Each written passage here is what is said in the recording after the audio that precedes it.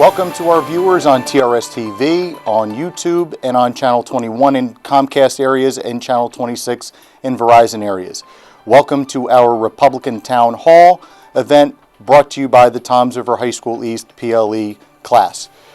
We are here for our student-centered event featuring the candidates for mayor and council in Toms River. So we would like to introduce who we have here as our guest today. Running for mayor on the Republican side is Councilman Mo Hill. He is a retired Rear Admiral in the United States Navy. He right now sits on the Toms River Council, and he is a fellow of the Academy of General Dentistry, American College of Dentists, International College of Dentists, and the Academy of Dentistry International. Followed by Matt Latano, who is a property and project manager for 20 plus years of Latano Development, Inc. He is a graduate of Toms River High School North and Wagner College and is very active in our small business community in Toms River. Next up, we have Josh Kopp, who is the company director of Kopp Electric Company. He's also a sergeant in the United States Army New Jersey National Guard. He is an EMT for the Silverton First Aid Squad, and he attended St. Joseph's Grade School and Monsignor Donovan, now Donovan Catholic in Toms River, and is also a graduate of Ocean County College in Rutgers. And finally, we have Kevin Gagan, who is a former councilman and now looking to come back into the dais. He is a retired sergeant in the Toms River Police Department. He is a business administrator for the Silverton First Aid Squad, and he is a New Jersey State Certified Paramedic. He has been a part of the Silverton Fire Company for over 30 years as a volunteer, and he possesses a master's degree from Seton Hall University. So we welcome the gentleman here today, and now we have our first question on development from Miko. Good morning. With development happening on all sides of town, do you think we have the infrastructure to keep up with the current modernization of neighborhoods without significant fee increases? Well, the overdevelopment or development in Toms River, particularly centered in the northern side of town, is driven by affordable housing units, what used to be called COA. There are 3 rounds of COA. The first 2 rounds we had 1,735 units. The third round, we were tasked with 1,285 units, 3,020 units altogether. That's a state mandate. Now, along with that, you would hope that the state would provide improvements. But as we all know, Route 9 is still the same single-lane highway it's been since the 30s or 40s. They haven't improved it. It's fallen apart. We have no rail service, so we have problems moving transportation, moving cars around the northern side of town. What we're doing to offset that is we're pretty aggressive in an open space policy. Since I've been on the council, we've purchased over 400 acres of open space in Toms River, a lot of it centered in the northern side of town. The county recently approved another 50 acres for purchase of open space, and they're currently evaluating another 40, almost 30 acres for approval, for purchase. Thank you. All right, our next question is from Alex about downtown Toms River. What are your plans about the revitalization of downtown Toms River, and does it include improving some quality of life issues such as parking or adding new businesses down there? Great, if you guys don't mind, I'd like to do this one. So I live downtown Toms River. My office is on Main Street in downtown Toms River, so I'm pretty much downtown all the time. The downtown project that they're proposing is, I'm in favor of it. They're looking to do like 3, 4, possibly 5-story buildings with parking underneath. So they're going to supply the parking for the needs that they bring in, plus a little bit of additional parking. It is going to be first floor retail, restaurants, bars, retail. A lot of people in our area leave town. They go to other areas like Asbury, Long Branch, Red Bank. We want to keep the money, the revenue in town. It's also great for the tax base. Having those ratables kind of relieves the rest of the town for some of the tax burden. I think it's a fantastic thing. If you go downtown on nights and weekends currently, it's not as many people as I'd like. I know Exit 82 has brought more people in. There's a new brewery coming, which is going to help, a distillery, which will help get people down there, but we need more. And, with the bus terminal right there, there's going to be a lot of people that would like to live there. It's going to be single-family units above the retail, and it's not kids. There's no burden on the schools. It's going to be a good project for sure. Thank you. Thank you. All right, our next question comes from Maddie, and it's about the Sibagagi site. Okay, so what can citizens expect from a proposed solar farm on the Sibagagi site, and how will the energy be used to benefit Toms River? Sure, I'll take this one. I work in the renewable energy field, primarily solar. So currently what's proposed is the Sibagagi site is going to be the largest solar facility in the state of New Jersey. So right now it's about 28 megawatts of power. The way it's currently proposed for the township is a majority of it will be grid supplied, which is going to be sold back to the traditional utility company. A small part of it will be net metered for the site for the pumps and the different electrical applications that they have currently there. We actually been going to the planning board meetings to talk about this. One thing that's unfortunate with solar is most people don't understand it. So they don't understand what grid supplied means or virtual net metering means or net metering means. Our proposal to the solar facility is let us buy the power for that majority of it, which would be about a third of it. Let us use that to supply our township with the electric at a utility rate, which would be normally traditionally about 4 cents a kilowatt hour. So we would see about 70% savings on a township level for that from that facility.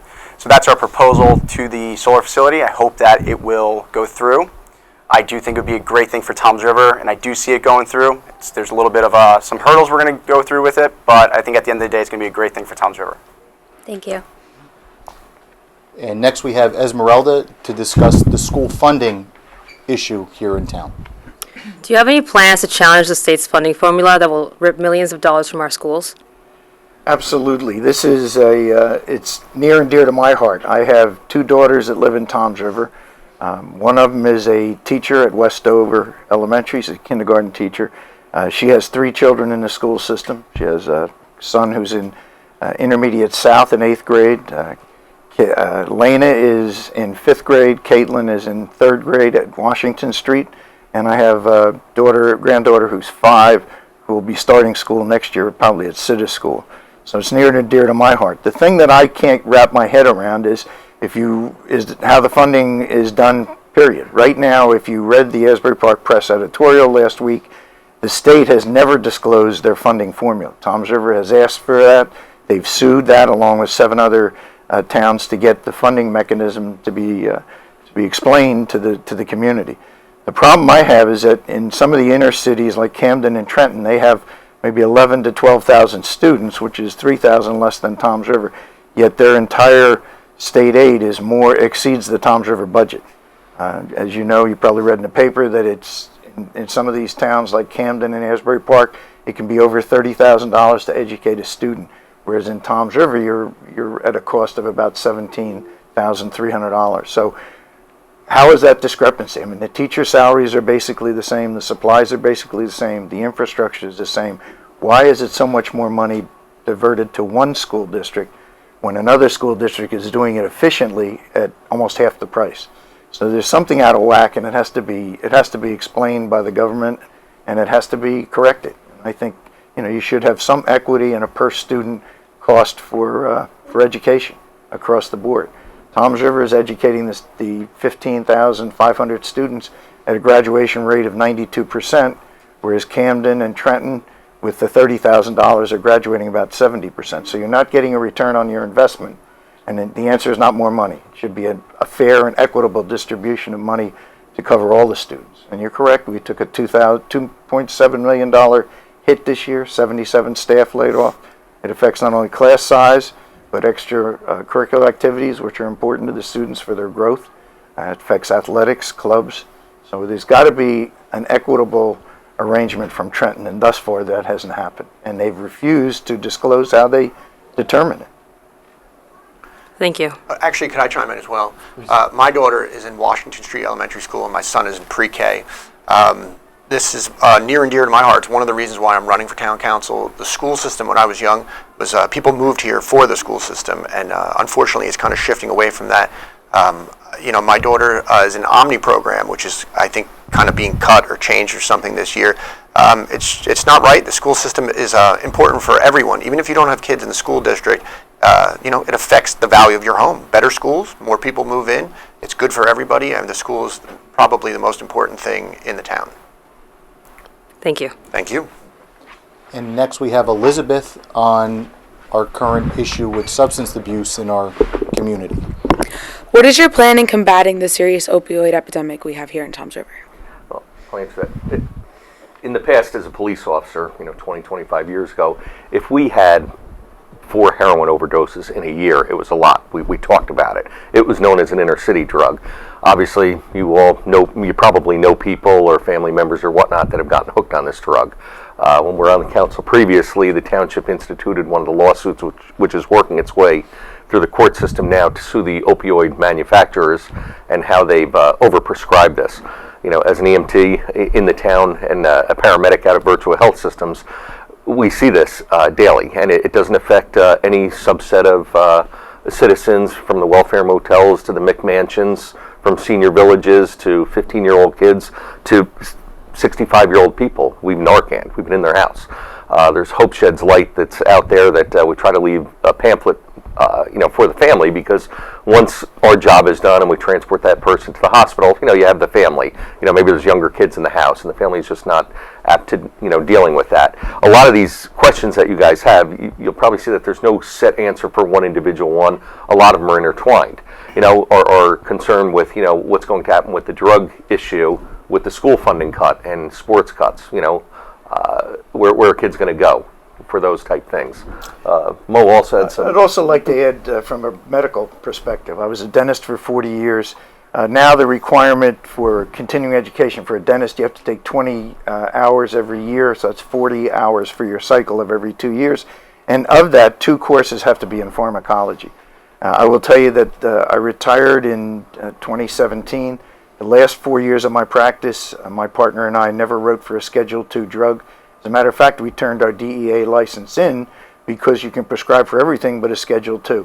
The pharmacology courses that we're taking now stress that you can get the same level of efficacy if you take 600 to 800 milligrams of ibuprofen with a 500 milligram Tylenol. That's as effective as Schedule II narcotic. So really, the professions are moving away from that, particularly in dentistry. Also, the medical profession, which years ago maybe overprescribed too many pills, they're cutting down to a 3 to 5 day supply, and within that realm, there's less addiction to the medication. So the healthcare profession has stepped up, and that's going to help long term in this opioid crisis. Thank you. And next we have Garrett with a question about our neighborhoods. So many of our neighborhoods in town lack sidewalks to keep pedestrians safe when traveling, not to mention children waiting on bus stops or walking to school. How might you address this issue? Matt? I've been in the construction field for a long time, and I know that if you build a new home in the area and there's no sidewalks in your area, the township usually lets you donate to a sidewalk fund instead of putting sidewalks in, and what happens is you wind up having large stretch of areas without sidewalks. In a small residential area, it's usually not a big deal. When you get more into developments, especially closer to highways, it becomes more and more of a problem. If you're anywhere near an elementary school and you have walkers, it becomes a big issue. The people there are normally responsible for sidewalks. So if you own a house, you're responsible to repair your sidewalk, you're responsible to put your sidewalk in. If you got approved to donate to the sidewalk fund, that relieves you from that, which brings the township in if something had to change. You also have to, you can't put sidewalks in on county roads, so there's a lot of roads in Toms River that are county roads, and the township can't actually do that. The county would have to do it. You got anything else? Well, we've got a grant from the state this year, and we had a couple of meetings with the public, and we've developed bike paths around town. Matter of fact, next week we're having a meeting there with county input and township input. And they're going to be striping some roads. Like if you've been out to Old Freehold Road, it's a very wide shoulder. They're probably, I'm sure you've seen on 35 when they redid it, that they have a bike lane off to the right-hand side. We're going to be doing that.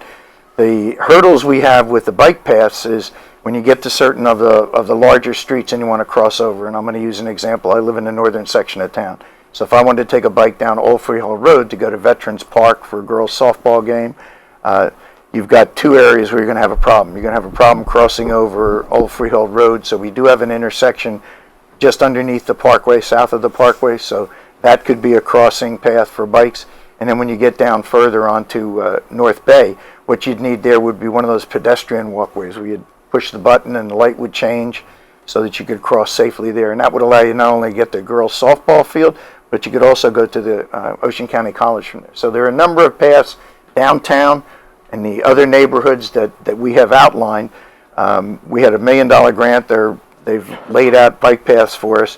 The next step on this would be next year would be to get some funding to put up the bike lanes and those crossings that I told you, the pedestrian crossings for safety. So it's an ongoing project, and we look forward to hopefully getting some funding next year to make those improvements so you can safely ride a bike around town. Right. And they won't all be connected, but there'll be a downtown path, there'll be a path out on the beachfront, and also in the northern section of town. In addition to that, street lighting, the township is entered into an agreement with JCP&L to upgrade all the street lighting to LED. Again, when I was a police officer, I was in traffic safety. We had to fax JCP&L weekly how many street lights are out. And I encourage you, if you're out at night with your parents or whatnot driving down the road, count how many street lights there are. Just 2 nights ago, it is a pet peeve of mine. Very passionate about it. They all laugh. Just between Hooper and Church and Hooper and South Shore, there were 7 street lamps out.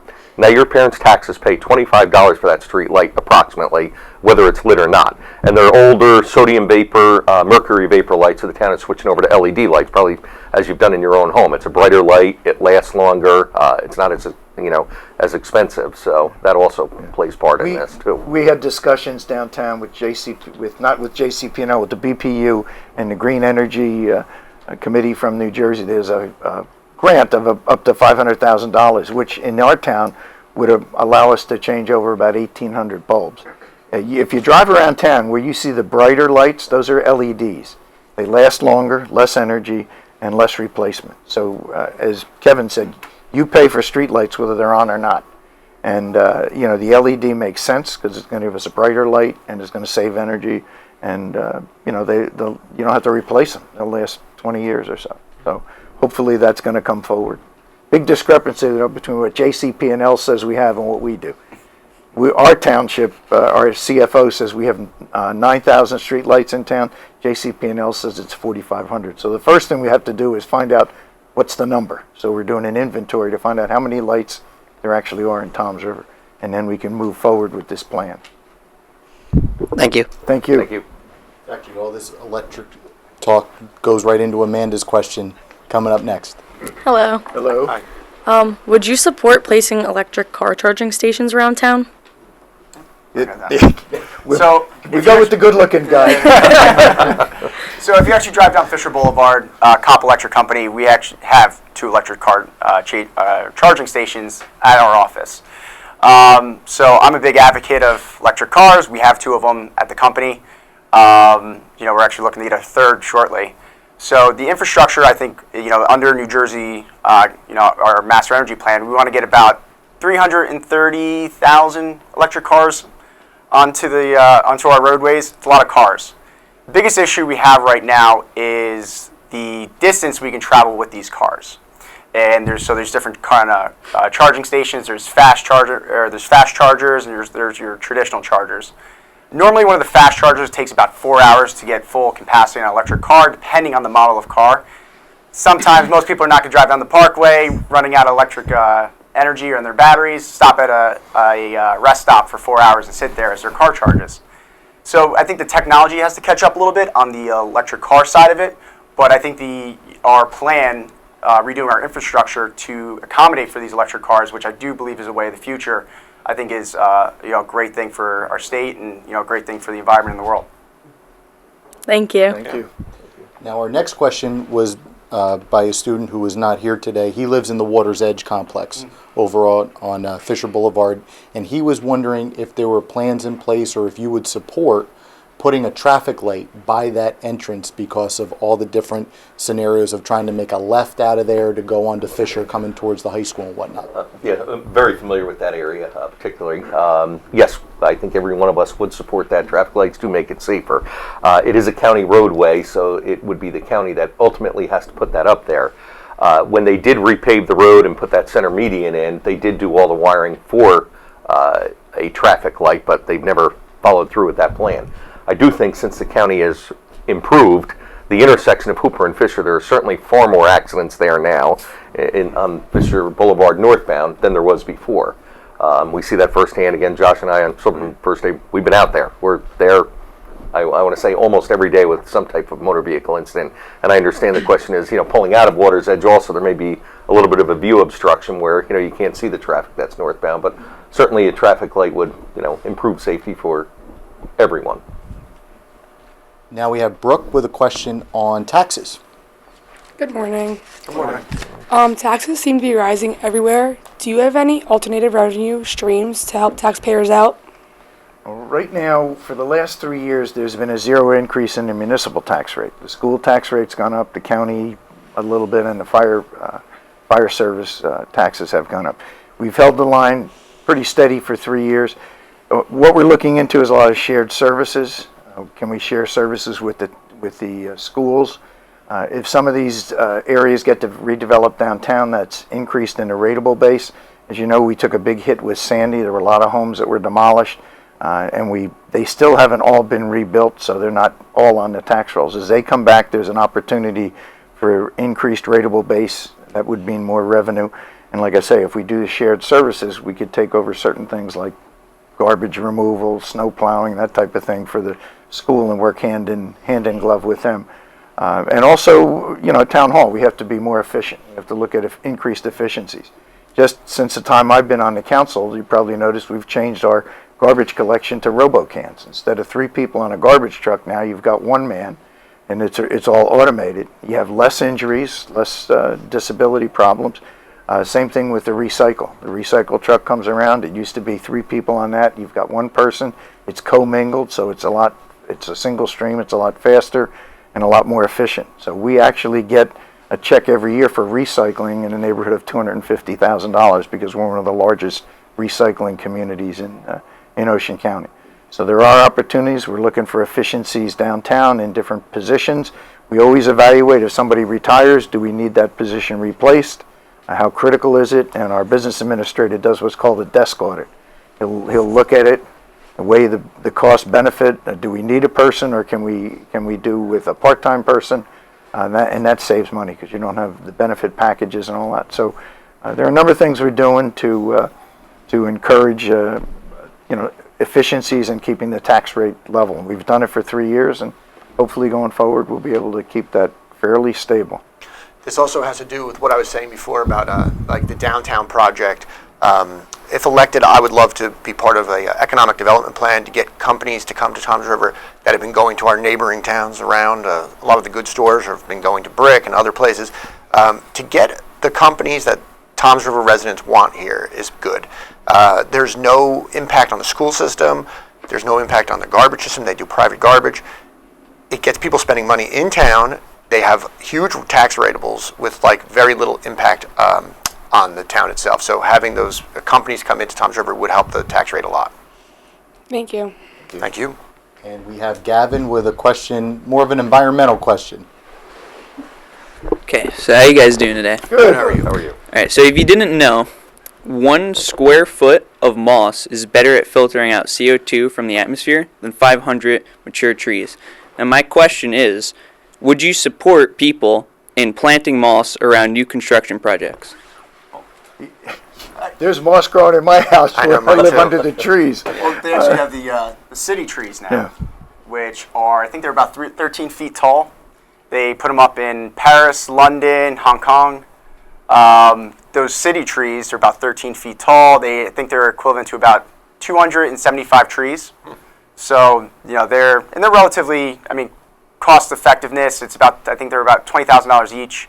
I think it's a great looking thing. It's something that takes, you go into a normal city, you don't see many trees. Now we have these city trees are called, and so I think we would be all for, as an advocate, maybe getting those put in our township to, help clean up the environment. Okay, thank you. And now we have our lightning round, and here we go, Eric. All right. How you guys doing? Good. All right, first question. Ice cream cake or regular cake? Ice cream cake. Good choice, good choice. Pork roll or Taylor ham? Taylor ham. Okay. I'm an old guy. What do I gotta say? It's always Taylor's ham. Bon Jovi or Springsteen? Bon Jovi. Would you rather go to a movie or binge watch a show? Binge watch a show. I'll go binge watch. Yeah, Binge watch. All right. Last but not least, can we get a Chick-fil-A in Toms River? Yes. Yes. That goes, We'll get one in Tom's that goes River. along with what I was just talking about, is to get the stores into Toms River that people want here. They keep going to Brick, and a lot of that has to do with the people in Brick are hammering these ones that, people want. And I feel like, for me, if I got elected, that would be my responsibility. I would do that. Matt's gonna get a Chick-fil-A, he promises. I promise to try. Well, that concludes our Republican Town Hall for this year for the 2019 cycle. We thank everyone for joining us on TV and on the internet, and we hope that you would go out and vote on November 5th. Have a good night, everybody. Thank you very much. Thank you for having us. Thank you.